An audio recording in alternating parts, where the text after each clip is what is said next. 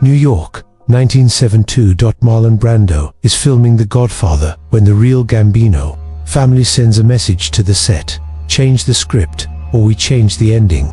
They thought fear would work. It didn't. Here's what they didn't expect. The pressure didn't weaken Don Corleone. It made him colder, more real. You think this is about a movie? Wrong. This is about what happens when fiction gets too close to truth hand. Neither side blinks. 6 weeks into production. Filmways Studios, New York. Soundstage 12. Brando sits in the Dawn's chair. Makeup crew around him. Prosthetics, aging him 40 years. Director Francis Ford Coppola watches from behind the camera.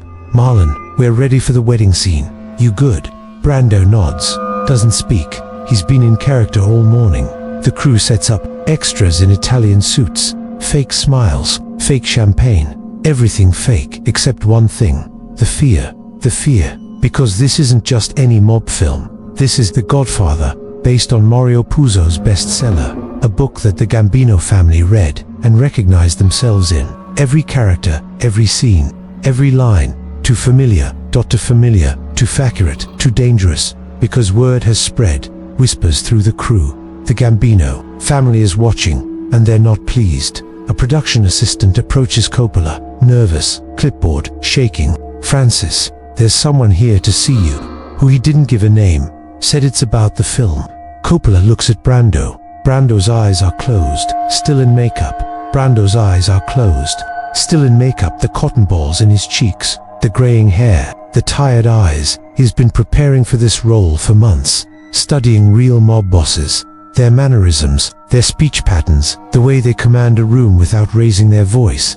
And he's nailed it too well. Tell him I'm busy, he said. It's urgent. Pause. Coppola stands. Where is he? Parking lot. Outside, a black Cadillac is parked near the entrance. Engine running, windows tinted.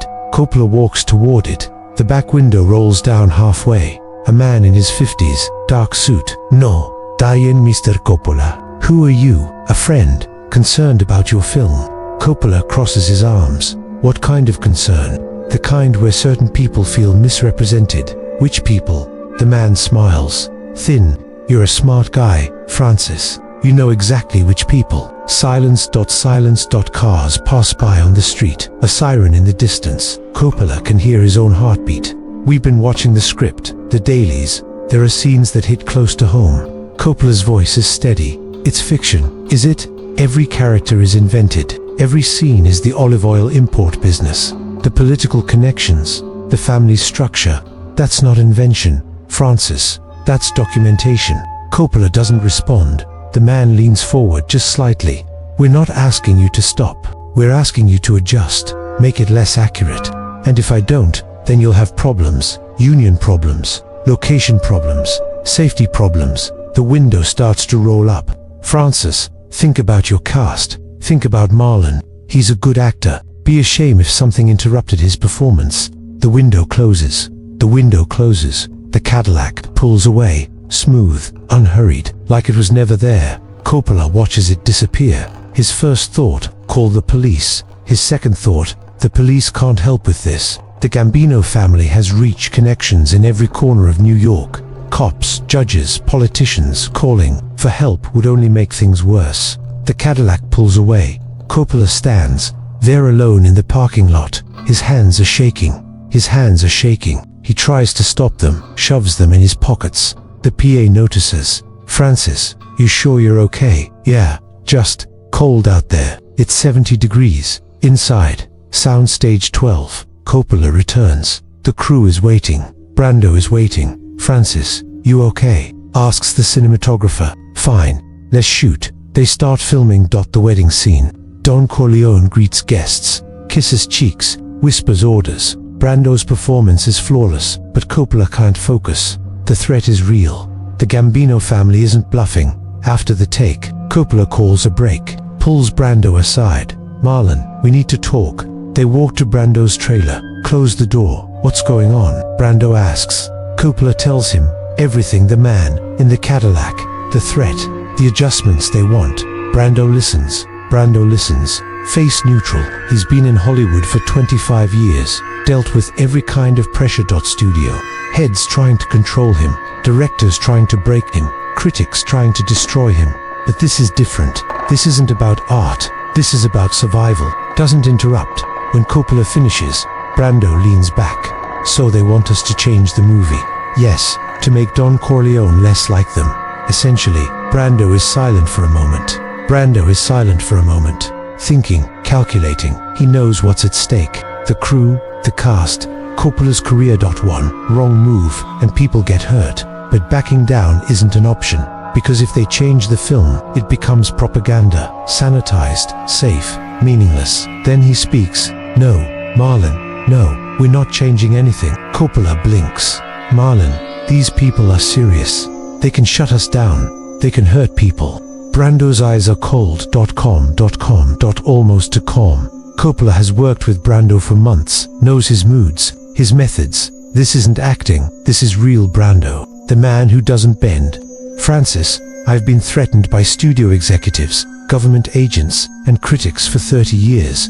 The mob doesn't scare me. This isn't a metaphor. Marlon, this is real danger. I know it's real.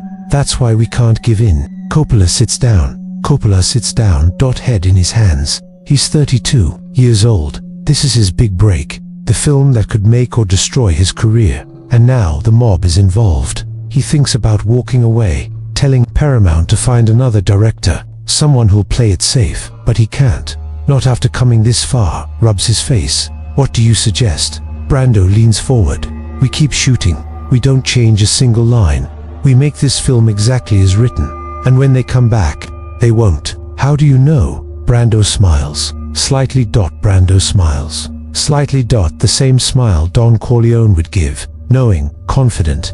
Francis, I've been in tougher spots than this. Trust me. Coppola wants to believe him, wants to think Brando knows what he's doing, but doubt lingers, because if they wanted to stop us, they would have already. This is posturing. They're testing us to see if we'll fold, and if you're wrong, then I'll deal with it. The next day, filming continues. The scene where Don Corleone conducts business in his office, sitting behind a massive desk, speaking quietly, never raising his voice. Brando plays it with a new edge, colder, more distant, less warmth, more menace. Coppola notices. Marlon, that was different. What changed? Brando doesn't look at him. I'm playing it for them now. For who?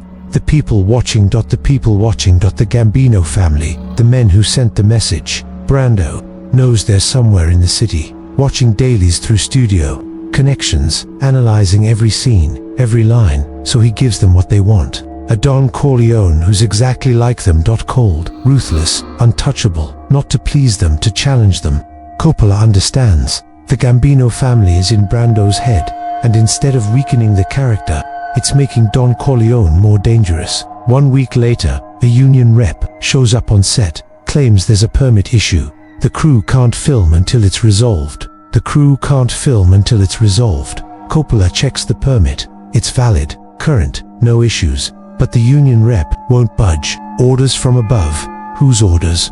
The rep doesn't answer, just walks away. 2 crew members whisper. It's them, the mob. They're shutting us down. Word spreads fast. Within an hour, everyone knows. Coppola knows what this is. The pressure is escalating. He calls the studio. Paramount executives are panicking. Paramount executives are panicking. One of them, Robert Evans, is on the line. Francis, we can't afford to fight this. Cut the Salazzo meeting. Tone down the violence. Make Don Corleone sympathetic. He is sympathetic.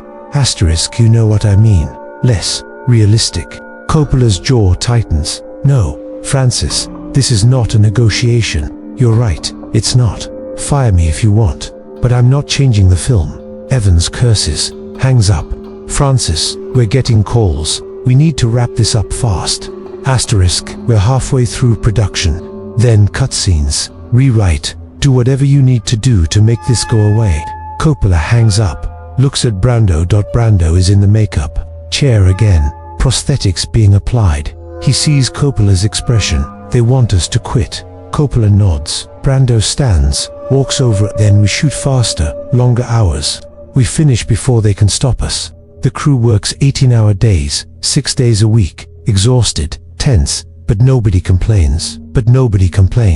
Because they all believe in the film. They've seen the dailies, that they know what they're making, something special, something that will last, worth the risk because everyone knows what's at stake. This isn't just a film anymore, it's a standoff. 3 weeks later, the restaurant scene. Michael Corleone kills Balazzo and Mick, Cluskey. It's the most violent scene in the film. Gunshots, blood, chaos. The crew is nervous. This is the scene that will push things too far. This is the scene that will push things too far. 2 murders on camera, in a public restaurant, blood everywhere. The kind of scene that makes the Gambino family look brutal, unhinged, the opposite of the men of honor image they want. But it's the truth, and Coppola knows it. Coppola is behind the camera. Al, you ready? Al Pacino nods. He pulls the gun, hidden under the table. Action. The scene plays out.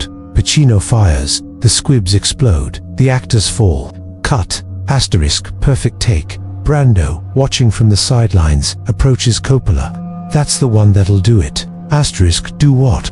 Make them realize we're not backing down. That night, Brando is in his hotel room. A knock at the door. He opens it. A man in a dark suit. Not the same one from the parking lot. Younger, early 30s. Mr. Brando. Yes, I have a message from who? People who think you're making a mistake. Brando doesn't flinch. What's the message? That what you're doing, it's disrespectful. And disrespect has consequences. Brando studies him. Tell your people something for me. What? I'm an actor. I play characters. If they see themselves in Don Corleone, that's their problem, not mine. The man's jaw tightens. You don't understand who you're dealing with. Brando steps closer. His voice is quiet, steady. I understand exactly who I'm dealing with. Men who think fear equals respect, but fear fades. Respect has to be earned. He pauses. I'm not changing anything, not a word, not a scene. Tell them if they want to stop me. They know where I am. The man doesn't respond, just turns and leaves. Just turns and leaves. Brando watches through the peephole, sees him get into an elevator, disappear. He locks the door, double checks it, then sits by the window, watching the street below, looking for cars that don't move, men who linger too long. He doesn't sleep that night. Brando closes the door, sits down. His hands are steady. His hands are steady. No tremor, no fear. He's made his choice. If they come for him, so be it. At least he'll go down fighting. He thinks about calling Coppola, warning him, but decides against it. Better Coppola doesn't know. Plausible deniability. But inside, he knows. This could go very wrong. This could go very wrong. Real violence, real consequences. Not the movie kind. But Brando has never backed down from a fight. Not in his career. Not in his life. And he's not starting now. Even if it kills him the next morning. Coppola arrives on set. Brando is already there, sitting in the Dawn's chair, alone. Marlon, you're okay? They came to my hotel last night. Coppola's face goes pale. What did they say? That I'm making a mistake. That there will be consequences. And what did you say? Brando looks at him. I told them to try. Coppola sits down. Coppola sits down, head in his hands. He's 32 years old. This is his big break. The film that could make or destroy his career. And now the mob is involved. He thinks about walking away, telling Paramount to find another director, someone who'll play it safe, but he can't, not after coming this far. Marlon, maybe we should listen to the studio, cut some scenes, tone it down. No, why not? Because if we do, this film becomes something else, something safe, something forgettable. He leans forward. Francis, Don Corleone is dangerous because he's real. If we water him down, we lose that, and if we lose that, we lose the film. Coppola knows he's right. Coppola knows he's right. The Godfather isn't a mob movie. It's a film about power, family, corruption, America, and those themes only work if they're honest. If they cut corners now, the film dies, becomes just another gangster picture. Okay, we keep going. Brando nods. Good, let's finish this. They shake hands, a pact. All or nothing. Okay, we keep going. 4 weeks later, the final scene. Don Corleone in the garden, playing with his grandson. He collapses, dies. Brando plays it with heartbreaking simplicity. No drama, no grandstanding, just a man, old, tired, gone. Cut. The crew is silent. The crew is silent, emotional. They've been through hell for this film. threats, delays, 18-hour days, and now it's done. The camera operator wipes his eyes. The boom mic guy applauds. Brando stands, looks at them all. Thank you for not giving up. Someone shouts, we did it. The crew erupts, cheering, hugging.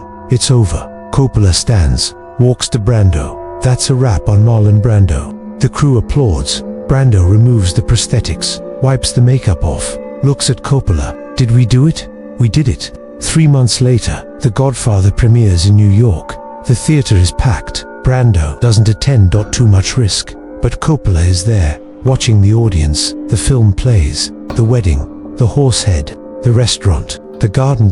When Don Corleone speaks, the theater is silent. When he asks people hold their breath, the credits roll.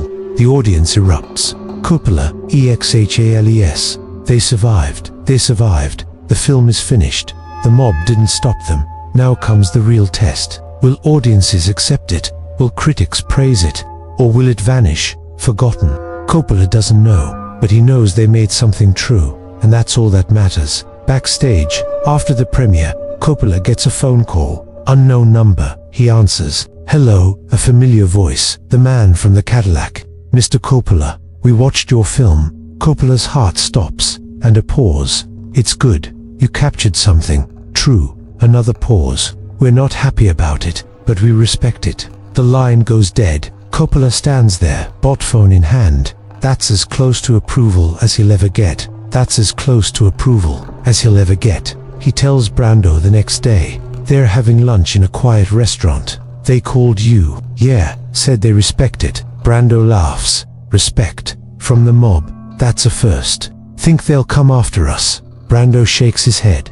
No, they got what they wanted. Attention, legitimacy. In a weird way, the film made them famous. Is that good? Doesn't matter. It's done. They finish lunch. Don't never speak of it again.